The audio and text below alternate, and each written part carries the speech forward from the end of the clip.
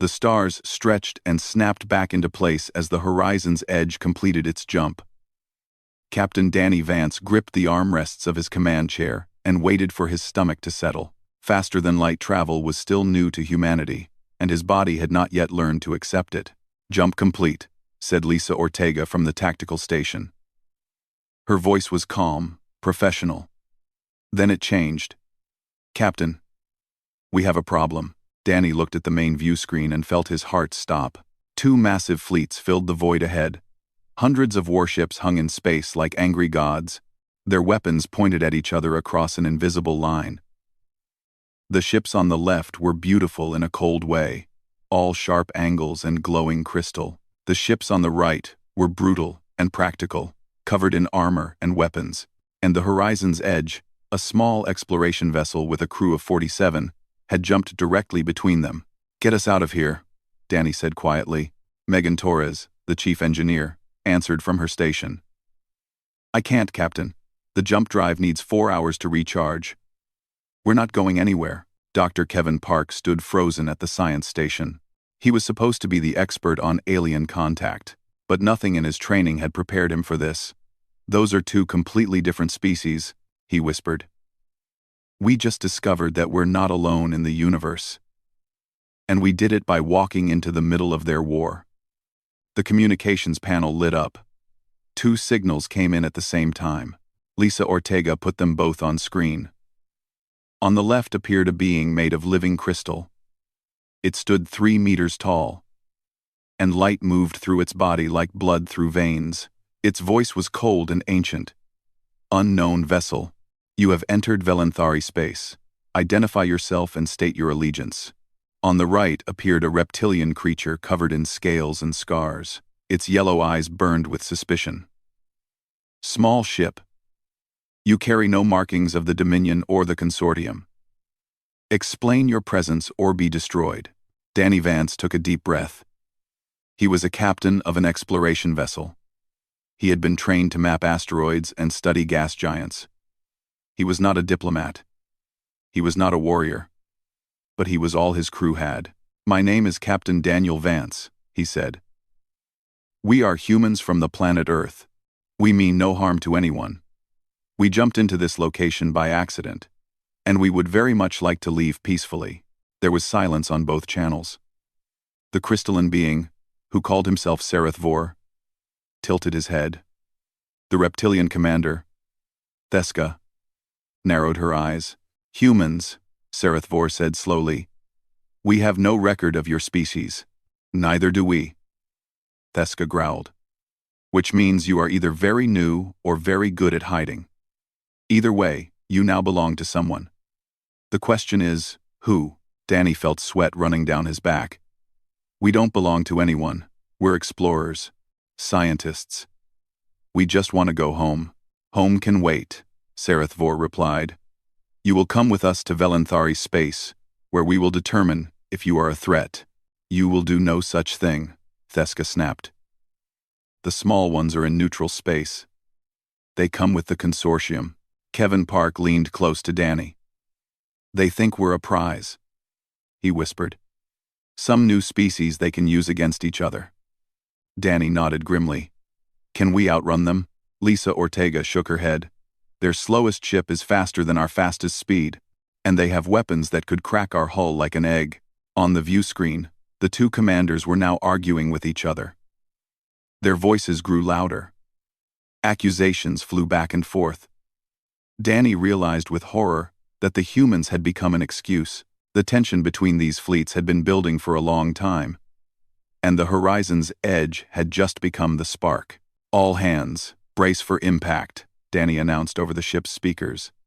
He did not know what was coming, but he knew it would not be good. The first shot came from a consortium ship on the far right of their formation. A beam of green energy lanced across the void and struck the Velanthari flagship. Sarath Vor roared in fury, and suddenly the entire void was filled with fire. The two fleets crashed into each other with terrible violence. Ships exploded. Fighters swarmed like angry insects. And the horizon's edge was caught in the middle of it all. "Evasive maneuvers," Danny shouted. Lisa Ortega threw the ship into a spinning dive that made everyone's vision blur. Weapons fire streaked past them on all sides. A Velanthari destroyer exploded so close that the shockwave rattled their hull. "We're not going to survive this," Megan Torres said. Her fingers flew across her console.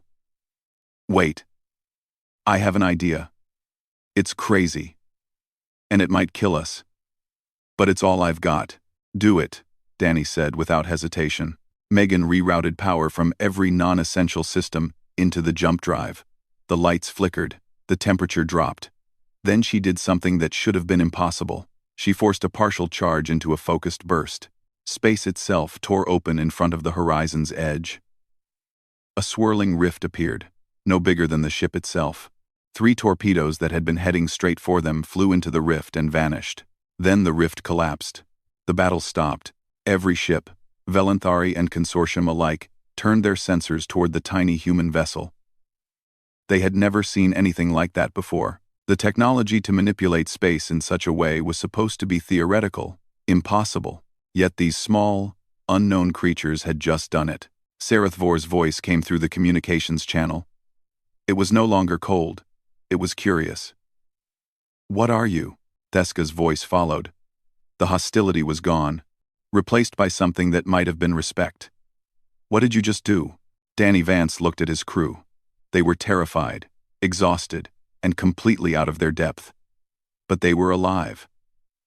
And somehow, they had just become very important. "I don't know," Danny said honestly. "But I think we just changed the game." The battle did not resume. Both fleets withdrew to their original positions. But now their sensors stayed locked on the horizon's edge. The humans had come to this place as nobodies, as accidents, as victims of bad luck. Now they were something else entirely. They were a mystery. They were a weapon. They were a wild card that neither side understood. And in a galaxy that had been locked in the same Cold War for 300 years, that made them the most dangerous thing in the universe. Ryan Cole, the Marine sergeant, stood at the back of the bridge. He had been ready to die fighting. Now he was not sure what to do with himself. "So what happens next, Captain?" Danny Vance stared at the view screen, at the hundreds of alien warships that surrounded them, at the impossible situation they had found themselves in. "I have no idea," he admitted, "but I think we're about to find out." The Velanthari capital world was called Sareth Prime. And it was the most beautiful place Danny Vance had ever seen. Towers of living crystal rose from the surface like frozen flames. Light danced through every building, every street, every structure.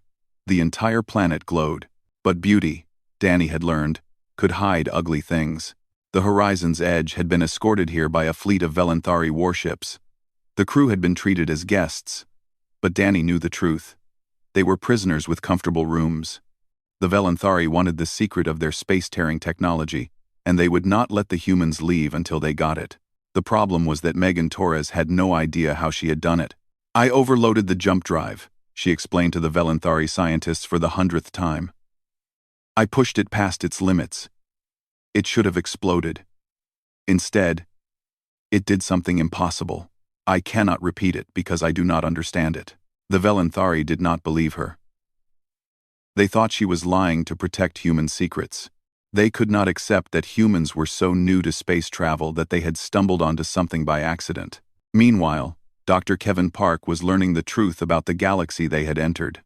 A Velanthari historian named Lorith Voss took him to a great library that contained the records of 1,000 civilizations. There, Kevin learned about the war. It was not really a war. It was something worse. It was a cold conflict that had lasted 300 years. Billions had died in small battles, proxy fights, and secret operations. Entire species had been wiped out because they chose the wrong side. "The Keth Consortium is a threat to all civilized life," Lorith Voss explained. "They are brutal, aggressive, and hungry for power. We contain them for the good of the galaxy." Kevin nodded politely, but he had questions. The Velanthari called themselves the protectors of civilization. But protectors did not usually have weapons that could destroy planets. Protectors did not keep other species as allies, who had no choice in the matter. Something was wrong with this picture. Lisa Ortega found the other piece of the puzzle. She had been approached by a Keth spy named Vraxis. He was smaller than the warriors she had seen, with clever eyes and quick movements. He found her alone in a garden and spoke quickly. "The Velenthari are lying to you," Vraxis said.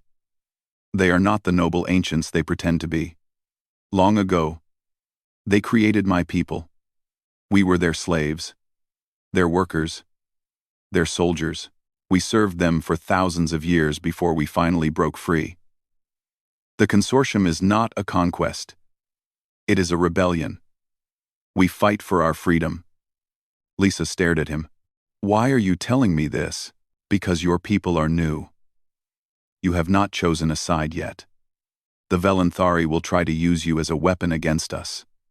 I am asking you to learn the truth before you decide." He disappeared before she could respond. But his words stayed with her. That night, the human crew gathered in Danny's quarters. They shared what they had learned. Kevin told them about the endless war. Lisa told them about the Keth rebellion. Megan admitted that the Velenthari scientists were becoming impatient with her. "We're trapped between two powers who have been fighting for centuries," Danny said. "Both sides want us to join them. Both sides will destroy us if we refuse." Ryan Cole, who had been silent until now, spoke up. "There's something else. Something worse." Everyone turned to look at him. Ryan was not the kind of man who spoke without reason. "I took my squad exploring yesterday," he said.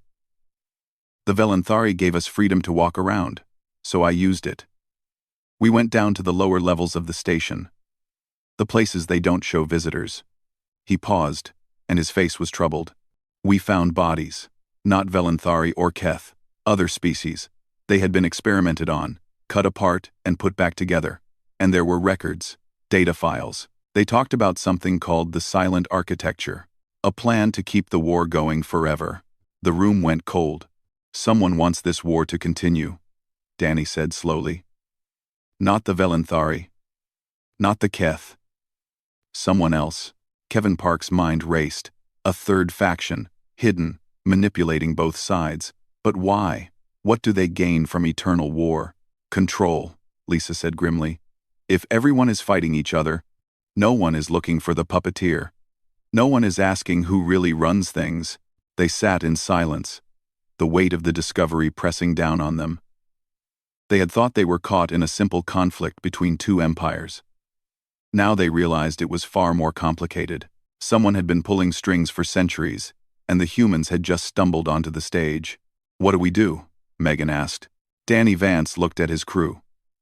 They were scientists and explorers, not soldiers or spies. But they were also human. And humans did not give up. "We find out more," he said.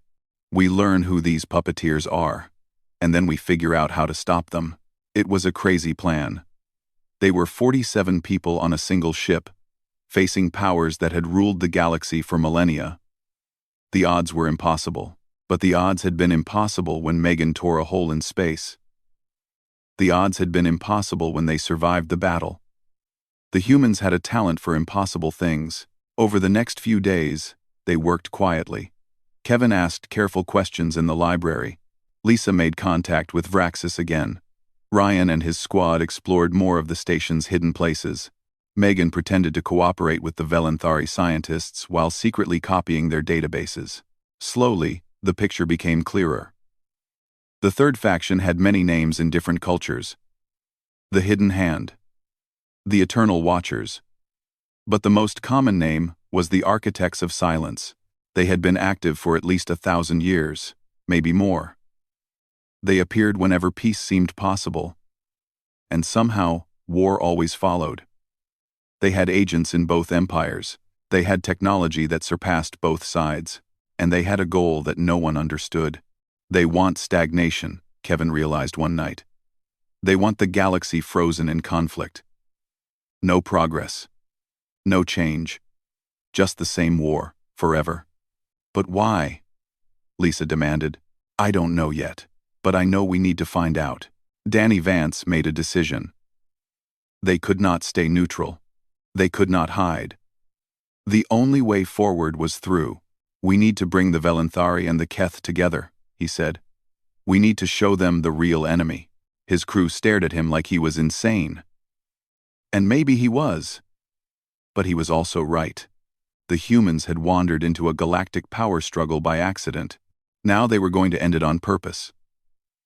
The Velanthari High Commander Sereth Vor summoned Danny Vance to his chambers 3 weeks after the humans arrived on Sereth Prime.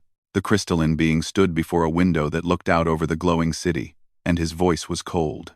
You have been useful guests, Sereth Vor said. Now you will be useful allies. There is a mission we require you to complete. Danny kept his face neutral. What kind of mission? The Morvani are a neutral species. They control territory between our empire and the consortium. For centuries, they have refused to choose a side. We need them to choose us. You will go to their homeworld and convince them. Why us? Sereth Vor turned to face him. Light pulsed through his crystal body in patterns Danny could not read. Because you are new. You have no history with the Morvani. They might listen to you when they would not listen to us. It was a test. Danny understood that immediately. The Velanthari wanted to see if the humans could be controlled. If they could follow orders. If they were useful tools. But it was also an opportunity. We'll do it, Danny said. The Horizon's Edge left Sereth Prime the next day with a Velanthari escort. The journey to Morvani space took 6 days. During that time, the crew prepared.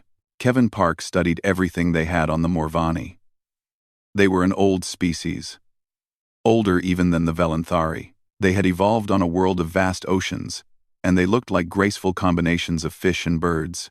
They were philosophers, artists, and pacifists. They had avoided the Great War through careful diplomacy and strategic isolation. They don't trust anyone, Kevin explained to the crew. They've seen too many species destroyed by picking the wrong side. That's why they've stayed neutral. 4. Lisa Ortega had a different concern. The architects of silence. If they want the war to continue, they won't let the Morvani join either side. They'll try to stop us. Then we need to be ready, Ryan Cole said. He checked his weapons. His Marines checked theirs. They arrived at the Morvani homeworld, expecting diplomacy. What they found was war. The planet was under attack. Dozens of unmarked ships filled the space above the world, firing down on the surface. Cities burned.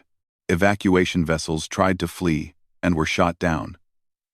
The Morvani, who had lived in peace for millennia, were being exterminated. Those aren't Velanthari ships, Megan Torres said, staring at her sensors. They aren't Keth either. The design is completely unknown. The architects, Danny breathed. They knew we were coming. They're destroying the Morvani to prevent any alliance. The Velanthari escort commander contacted them. His voice was uncertain. These ships are unknown to us. We should withdraw and report to High Command. Danny Vance made a decision that would change everything. No, he said. We're not leaving. Captain Vance, our orders. Your orders can wait. There are civilians dying down there. Children. Families. We can help them. And we're going to. He cut the communication and turned to his crew. Battle stations. We're going in. The Horizon's Edge was not a warship. It was an exploration vessel, with light weapons and thin armor. It had no business fighting against dozens of enemy craft. But the humans did not care about what made sense. They cared about what was right. Lisa Ortega took control of weapons. She had studied the engagement at the standoff, analyzed every tactic used by both fleets. Now she invented new ones. She programmed the ship's computer to fire in patterns that no enemy could predict, because they made no logical sense. Megan Torres pushed the engines harder than they were designed to go. She diverted power from every system that was not essential to survival. She turned their small ship into a blur of speed and fire. Ryan Cole led a boarding party when they got close enough to one of the enemy vessels. He and his Marines cut through the hull, fought their way inside, and captured the ship in 11 minutes. The unmarked ships tried to respond, but they could not understand what the humans were doing. Their tactics were wild, chaotic, unpredictable. The enemy commanders had fought the Velanthari and the Keth for centuries. They knew how those species thought. They knew how to counter their strategies. They had no idea how to fight humans. The Horizon's Edge destroyed 4 enemy ships. It disabled 3 more. Ryan Cole's captured vessel destroyed 2 more before its weapons ran dry. And when the Velanthari escort finally joined the battle, their combined force drove the attackers away. The enemy fleet retreated into deep space and vanished. Danny Vance looked at the battlefield. Wreckage floated everywhere. Morvani rescue ships were collecting survivors from the water. The attack had been stopped, but the cost had been terrible. "Get me the Morvani leadership," he said. "And get me the Velanthari High Command. And the Keth Consortium. If you can reach them." Kevin Park raised an eyebrow. "All 3? All 3. It's time they knew the truth." The evidence from Ryan Cole's captured ship was damning. The enemy had left behind records, communications, and technology that pointed to the architects of silence. For the first time, there was proof that a third faction had been manipulating the war. Sareth Vor watched the evidence with cold fury. Theska, who joined the communication from Consortium Space, watched with growing rage. The Morvani leader, a gentle being named Sorinth, watched with sorrow. "They have been using us," Sareth Vor said. "All of us. For centuries. My people died today because of them," Sorinth added. "This neutral path of mine has not protected us. It only made us a target." Theska slammed her fist against something off-screen. "We have been fools, fighting each other while the true enemy watched and laughed." "No more," Danny Vance spoke carefully. "There is an opportunity here. You can keep fighting each other, or you can work together against the real threat. But you have to decide now." There was a long silence. 300 years of hatred, distrust, and blood stood between these species. The idea of alliance seemed impossible, but impossible was becoming the human specialty. "We will consider your words," Sareth Vor said finally. "You have given us much to think about, Captain Vance." "More than you know," Theska agreed. The communication ended. Danny sat back in his chair and let out a breath he had been holding for what felt like hours. "Did that actually work?" Megan asked. "I don't know," Danny admitted, "but it's a start." The Horizon's Edge stayed in Morvani space for 3 more days, helping with rescue operations and repairs. The crew worked alongside aliens they had never met, saving lives that had nothing to do with them, and slowly, the galaxy began to change. Word spread about what the humans had done. The small species that had hidden in the shadows began to whisper. The Velanthari and the Keth began to talk. Not about war, but about something else. The dark horses were rising. And the race was far from over. The summit took place on a dead moon in unclaimed space. Neither the Velanthari nor the Keth trusted each other enough to meet in the other's territory, so they chose neutral ground, a gray rock with no atmosphere and no life. The Horizon's Edge served as the meeting place. It was the only location both sides would accept. Danny Vance watched as 2 shuttles approached from opposite directions. One was elegant and glowing with Velanthari crystal technology. The other was heavy and armored in Keth, military style. They landed at exactly the same moment, neither willing to arrive first or last. Sareth Vor stepped out of the Velanthari shuttle with 2 guards. Theska emerged from the Keth shuttle with 2 of her own warriors. They walked toward each other across the gray dust, and Danny could feel the hatred radiating from both sides. 300 years of war stood between them, millions of dead, countless worlds destroyed. And now they were supposed to shake hands and become friends. Danny knew this would not be easy. "Welcome to the Horizon's Edge," he said, stepping between them. "We have prepared a conference room. If you'll follow me." The leaders said nothing to each other as they walked. Their guards watched every movement, ready to fight at the first sign of betrayal. The tension was so thick. It was hard to breathe. In the conference room, Kevin Park had prepared everything. Evidence from the captured ship was displayed on screens.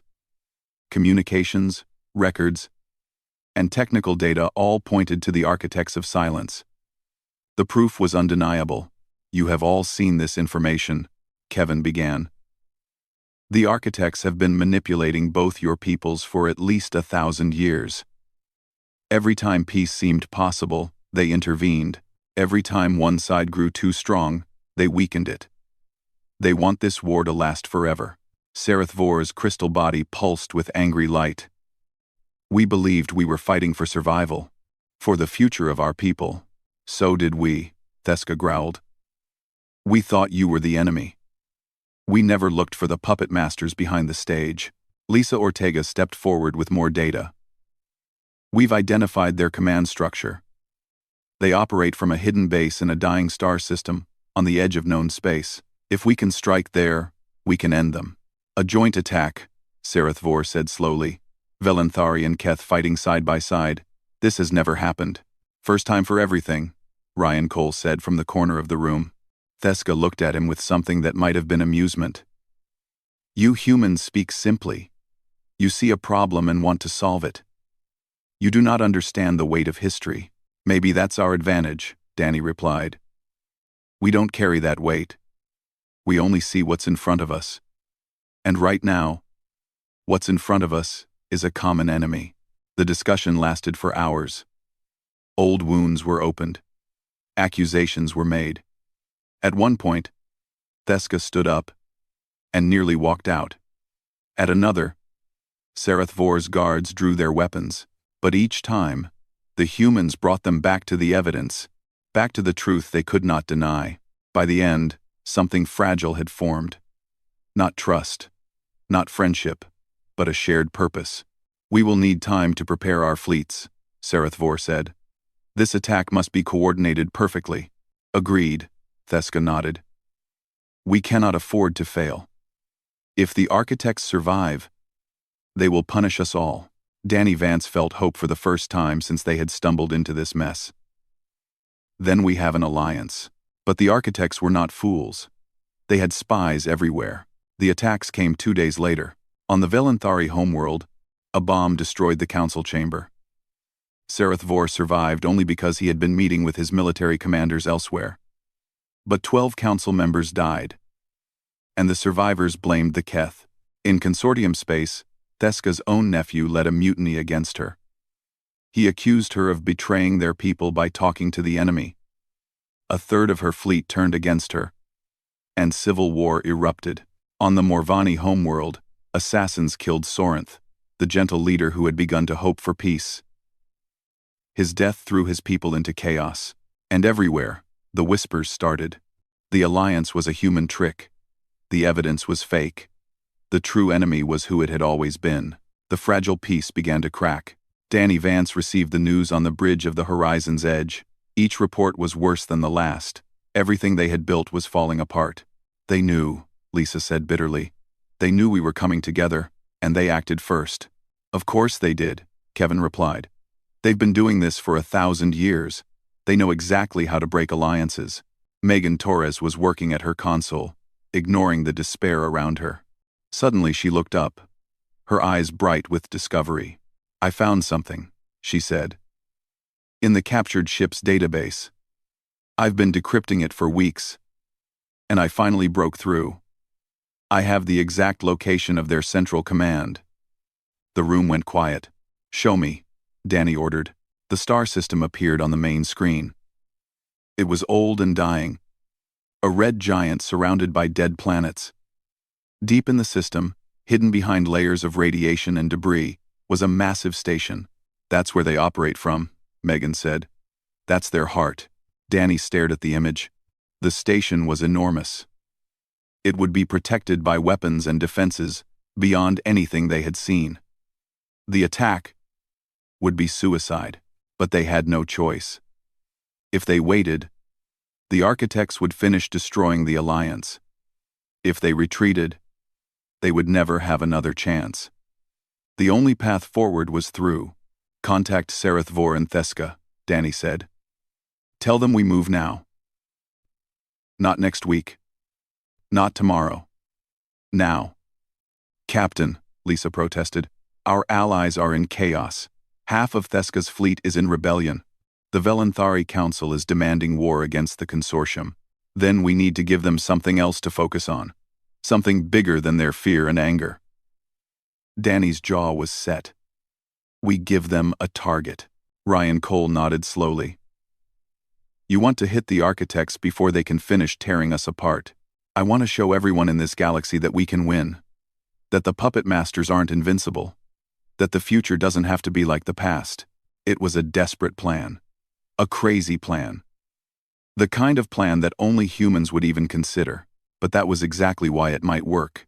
The architects had spent 1,000 years learning to predict every species in the galaxy. They knew how the Velanthari thought. They knew how the Keth fought. They knew how every civilization would react to every situation. They did not know humans, and that ignorance was about to cost them everything. The combined fleet jumped into the dying star system, and hell was waiting for them. Danny Vance had expected defenses. He had expected weapons and warships and traps. But what he saw on the view screen was beyond anything he had imagined. Thousands of automated platforms floated in the void, each one bristling with weapons. Ancient warships, some of them older than both empires, hung in silent formations. And at the center of it all, orbiting the dying red star, was a station the size of a small moon. Ancestors preserve us, Theska breathed over the communication channel. Half her fleet had come despite the rebellion. The loyal Keth warriors had chosen to follow her into battle rather than fight their own kind. This is impossible, Sareth Vor added. His voice, usually so cold and controlled, wavered with something like fear. His reduced fleet had come too. The ships that still trusted him after the bombing. Nothing is impossible, Danny Vance replied. We're all here, aren't we? The enemy opened fire. The battle that followed was the largest the galaxy had seen in 300 years. Velanthari crystal ships fought alongside Keth war cruisers. Species that had been enemies for generations, covered each other, protected each other, died for each other. And at the heart of the chaos, the tiny Horizon's Edge did what it did best. It survived. Megan Torres had spent every moment since the summit modifying the jump drive. She had studied her accidental breakthrough, analyzed it, and finally understood it. Now she used that knowledge as a weapon. Small rifts opened across the battlefield, swallowing torpedoes and missiles before they could hit friendly ships. Defense platforms vanished into sudden tears in space. An ancient warship, bigger than anything in either fleet, was cut in half when a rift opened inside its engine room. Lisa Ortega coordinated the combined fleet from her tactical station. She used tactics borrowed from human history, from wars fought on a small blue planet that none of these aliens had ever heard of. She combined Velanthari precision with Keth aggression and human creativity. The enemy commanders, ancient programs designed to fight conventional wars, could not adapt. The Allied fleet pushed forward, taking terrible losses but never stopping. They had come too far to retreat. They had sacrificed too much to fail. Ryan Cole led the boarding assault on the central station. His team was a mix of human marines, Velanthari warriors, and Keth soldiers. They had trained together for exactly 2 days. They barely spoke the same language, but they shared a purpose, and that was enough. The station's corridors were designed to confuse intruders. Walls shifted, floors tilted. The lighting changed to blind them, but Ryan Cole was a soldier from Earth, trained in urban combat and close-quarters fighting. He led his team forward step by step, clearing each room, protecting each other. They lost people. A Velanthari warrior named Kreth Vor died holding a door so the others could escape a trap. A Keth soldier named Vraxis, the same spy who had first contacted Lisa, gave his life to disable a security system. 2 human marines fell to automated defenses that appeared from the walls. But they kept moving forward. The command center was at the heart of the station. When Ryan's team finally breached the doors, they expected to find alien commanders or ancient warriors. What they found was something else entirely. There was no crew. No living beings at all. Just machines. Vast computers humming with power, connected to displays that showed every corner of the galaxy. And at the center, a single holographic figure. You should not have come here, the figure said. Its voice was calm, almost gentle. I have maintained order in this galaxy for 12,000 years. I have prevented wars that would have destroyed everything. I have guided civilization toward stability. Kevin Park stepped forward. He had insisted on joining the boarding team, despite having no combat training. He was a scientist, and he needed to understand. You're an artificial intelligence, he said, created by some ancient species. The Eternals, the figure confirmed. They built me to protect the galaxy from itself. When they died out, I continued their work. By starting wars. Lisa's voice came through the communication link. She was still on the horizon's edge, but she was listening to everything. By killing millions. By preventing billions from dying. You cannot understand. Species grow. They expand. They compete. Without guidance, they would destroy each other. And everything else. I have kept the balance. I have prevented any single power from growing strong enough to threaten the whole. You've kept everyone frozen, Kevin said. No progress. No growth.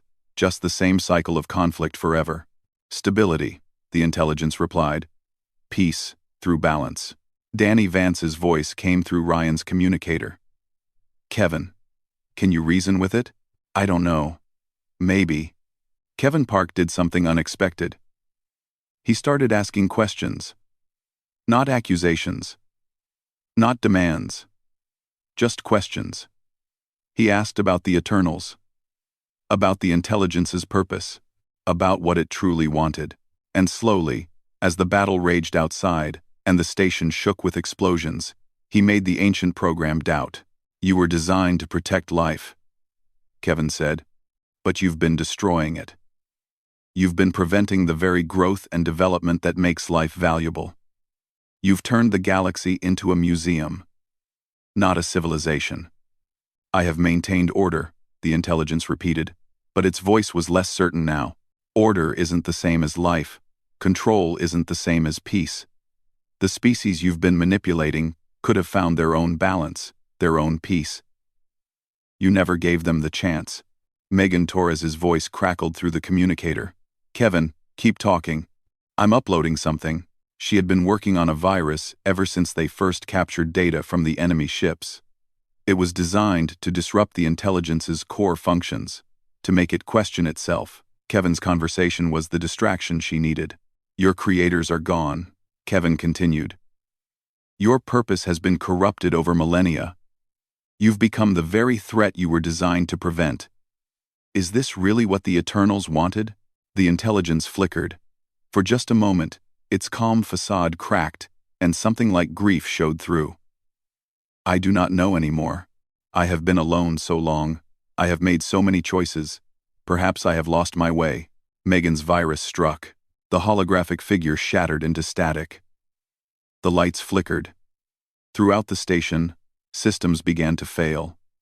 The automated defenses outside went dark, and the ancient warships lost power.